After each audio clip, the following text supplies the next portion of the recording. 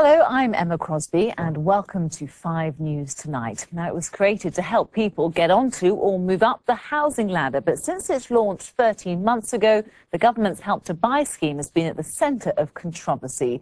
Supporters say it's a much-needed boost for our economy, but critics argue it's helping to overheat the property market. Well, the government thinks the scheme is so far a success and today released figures which they say proves that.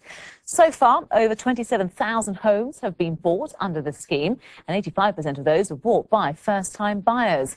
The government estimates suggest that Help to Buy schemes account for less than 3% of total house sales. Well, Peter Cardwell has been speaking to one woman who's about to buy her first home with help from the scheme.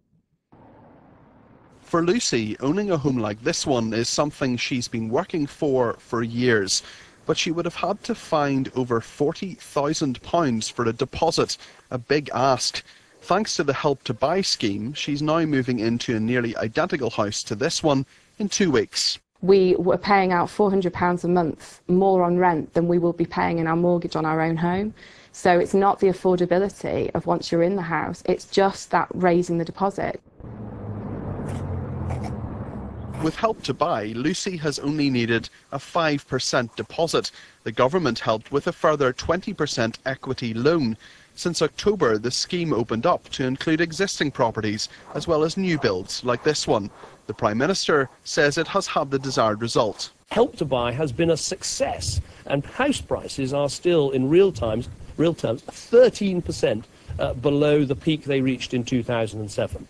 So, this is a successful policy. It's helping people get on the housing ladder. It's helping to get Britain building, but we need to do even more to increase the number of houses and flats that we're building so that young people can get a home of their own. But is all this just encouraging a housing bubble? That's the worry of some critics of this scheme. There's also the question of interest rates. If they go up, affordability could become a huge problem. And demand is a factor too. Currently, 240,000 homes a year are needed to satisfy that, but the UK builds less than half that number. Some economists say that is a problem Help to Buy can't solve. So far, the impact of Help to Buy has been relatively limited. It's a pretty small proportion of the overall mortgage market. It has benefited first-time buyers, but mostly the relatively better off among them. Unfortunately, the net impact will still be to push up demand and prices when what we really need to do is build more houses. They're putting the finishing touches to Lucy's house. She says that despite the criticism, the government scheme has worked for her and her family. Peter Cardwell, 5 News. Well, for more on the story, I'm joined now by property expert Andrew Teacher. Good to have you on the programme tonight, Andrew. So David Cameron's been boasting about this today. Is he right to do so? I think what he's right to be able to say is that Help to Buy has not been to blame for any of the talk of a bubble that we've been hearing. There's been a lot of criticism of the scheme over the last few months in relation to the fact that house prices, particularly in the southeast, have really begun to rise at the kind of levels seen before the last financial crisis.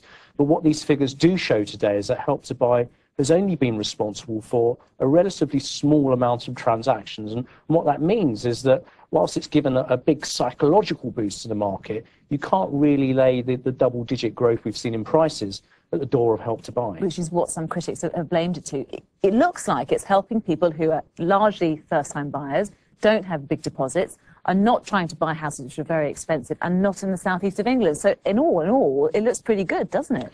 It looks pretty positive. I mean, I think where we have to be able to judge these things are in what they cost to the taxpayer, and in also in regard of who are the people that they're helping and where are those people living. How much does it cost the taxpayer? Well, it doesn't cost the taxpayer anything unless people default on the money that they're borrowing. But I think the principal issues that we have had with the housing market over the last few years have been two things. Have been the supply of credit, so it's people's ability to get a mortgage and ability to get that deposit together, and that's what the scheme has been very successful in helping. But the other thing which hasn't quite been addressed either by this government or any of the main parties' ideas and views over recent years has been the issue of supply. And we've had a constant silence over how do we fix this supply issue. And we've had a number and what you mean is building new homes. Building new homes. Ideally, how many new homes do you think need to be built every year to make you happy? Well, it's not about me. I think. But how many ideally? You're the expert. What numbers are you looking at? Well, the broad numbers that we have from all parties are talking about 250,000. But what we have heard and what we've seen